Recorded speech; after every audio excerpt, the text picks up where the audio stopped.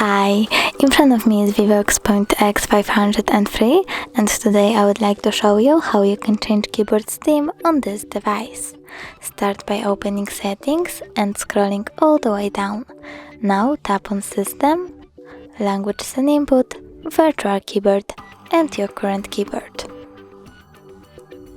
Go into Theme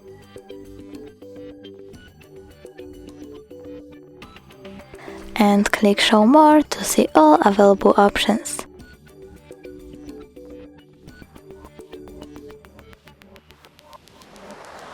Now you can pick a color and apply it, or download one of the images and apply it as well.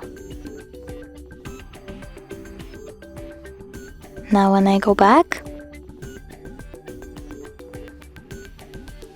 I can see the theme of my keyboard has changed. Thanks so much for watching. If you enjoyed this video, don't forget to leave a like, comment and subscribe. Bye!